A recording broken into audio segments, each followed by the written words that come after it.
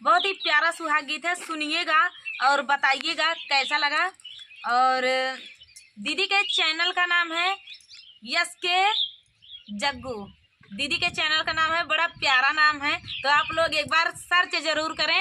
और वायरल भी है, सर्च में आता है तो आप लोग सर्च करें दीदी के चैनल को।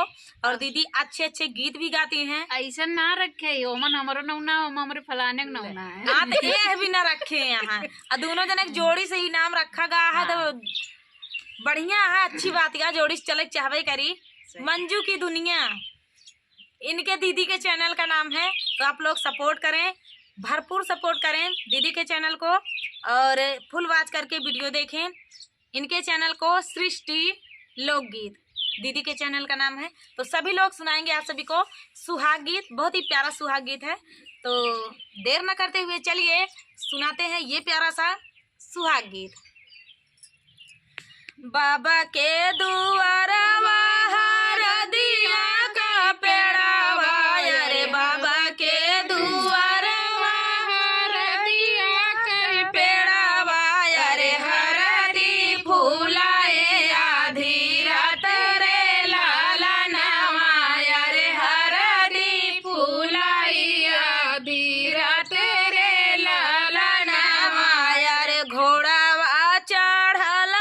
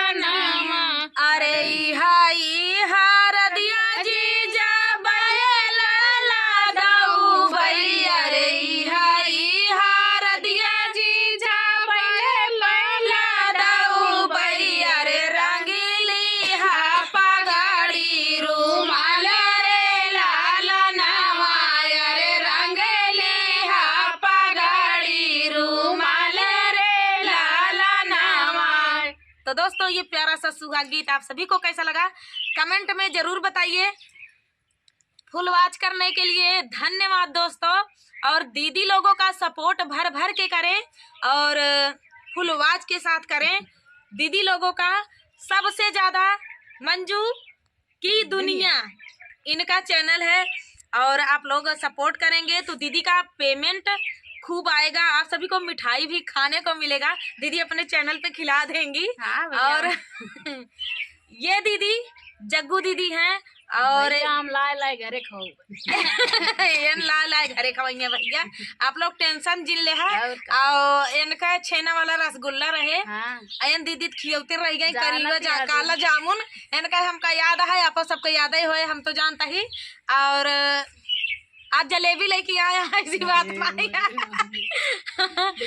तो या कहत यहाँ बेइज्जती करावत क्या, ऐसी बात नहीं है। रसगुल्ला करिया वाला रसगुल्ला खियाई है, जब बड़का बड़का पेमेंट इतने बड़े बड़े नोट गिनी है तब वह खरीद के लेके आई है, तो आप सबका खियाई है। तो दोस्त मिठाई खावत रहे, अभी हम कहे पे दीदी का ओमा टपकाए के खाए रस चुए वाली चुआ। टपकाए वाली जलेबी।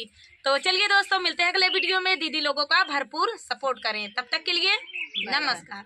नमस्कार दोस्तों, कैसे हो आप सब? आशा करती हूँ आप लोग ठीक होंगे। आज सुनाएंगे प्यारा सा सुहाग गीत, सुनिएगा और बताइएगा कैसा लगा। बहुत ही पुराना गीत है और बहुत ही प्यारा गीत है। ये बेटी सुहाग गीत है, सुनिएगा और गाइएगा। तो चलिए देर न करते हुए सुनाते हैं ये प्यारा सा सुहाग गीत। बहुत लंबा हो गया। कवने नगरिया से आवई दुल्हे रामा, कवने नगरिया से आवई दुल्हे रामा, कवने नगरिया भाई ठाड़ रे लालनावा, रे कवने नगरिया भाई ठाड़ रे लालनावा, रे कवने नगरिया से आवई दुल्हे रामा, कवने नगरिया से आवई दुल्हे रामा, कवने नगरिया भाई ठाड़ रे लालनावा, रे कवने नगरिया भाई ठाड़ रे लालनावा, रे अवध नगरिया से आवई दुल्हे रामा, अवध नगरिया से आवई दुल्हे रामा, जनक नगरिया भाई ठाड़ रे लालनावा, अरे जनक नगरिया भाई ठाड़ रे लालनावा, अरे भीतर से निकारी है सासु हो कावन रे, अरे भीतर से निकारी है सासु कावन दे, अरे सुना बेटा राज हमार रे लालनावा, अरे सुना बेटा राज हमार रे लालनावा, अरे की मोरे दुल्हे से जरिया पसौबा, अरे की मोरे दुल्हे से जरिया पसौबा, अरे की दुल्हे जेव्या जेवानार रे लालनावा, अरे की दुल्हे जेव्या जेवानार रे लालनावा, अरे नाही मोरी सासू से जरिया पसौबई, अरे नाही मोरी सासू से जरिया पसौबई, अरे नाही सासू जेवबई जेवनार रे लालनावा, अरे नाही सासू जेवबई जेवनार रे लालनावा, अरे तोहरे ना घर एक कन्या कुमारी, अरे तोहरे ने घर एक कन्या कुमारी, अरे वो नाही से रचबई बियाह रे लालनावा, अरे वो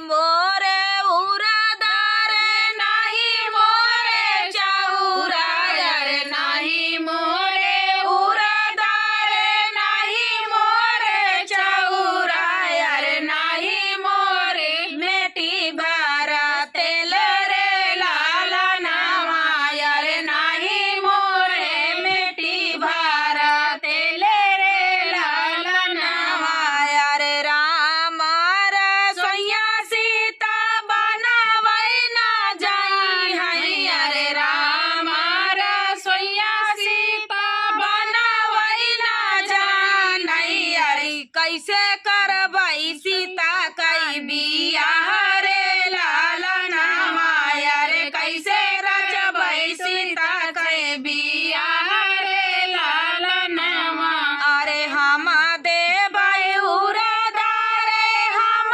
देबै चौरा अरे हम देबै उरादार हम देबै चौरा अरे हम देबै मेटी भरा तेल रे लाल नवा अरे हम देबै मेटी भरा तेल रे लाल नवा अरे राम रसोइया बनाई हम देबै अरे राम रसोइया बनाई हम देबै अरे सीता जी से रचबै बियाह रे लाल नवा अरे सीता जी से रचबै बियाह रे लाल नवा। तो दोस्तों ये प्यारा सा सुहाग गीत आप सभी को कैसा लगा कमेंट में जरूर बताना दोस्तों। मिलते हैं अगले वीडियो में, तब तक के लिए नमस्कार। आए हैं प्यारा सा ललनवा गीत, सुनिएगा और बताइएगा कैसा लगा। बहुत ही प्यारा है और थोड़ा हट के है ये ललनवा गीत, बेटी ललनवा गीत है। तो आप लोग सुनिएगा और बताइएगा कैसा लगा। दीदी के चैनलों पे आप लोग सपोर्ट करें। मंजू के लोकगीत, दीदी के ये दीदी हैं मंजू के लोकगीत, आप लोग सपोर्ट करें दीदी का। सभी लोग जितने लोग हैं सर्च करेंगे तो आ जाएगा मंजू के लोकगीत चैनल। तो आप लोग देखिए अच्छे अच्छे गीत पड़े हुए हैं। तो यस के जग्गू का आप लोग सपोर्ट करें। दीदी हैं बहुत ही प्यारे प्यारे, अच्छी भी लगती हैं देखने में भी, और वैसे भी प्यारे प्यारे गीत भी गाती हैं। हमको देख रही हैं दीदी, ऐसी बात नहीं है। किसी की भी अचानक से तारीफ हो जाती है तो ऐसे ही रिएक्ट करता है। ज्यादा सुंदर है ना, और देखा ऐसी बात नहीं, ऐसी बात नहीं है। जो सुंदर होता है उसका भाई तारीफ करनी पड़ती है, क्योंकि वो तारीफ की करने से और सुंदर लगने लगता है।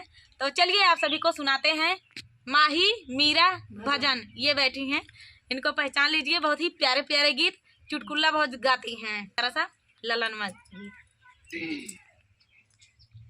कहाँ पे ऊपर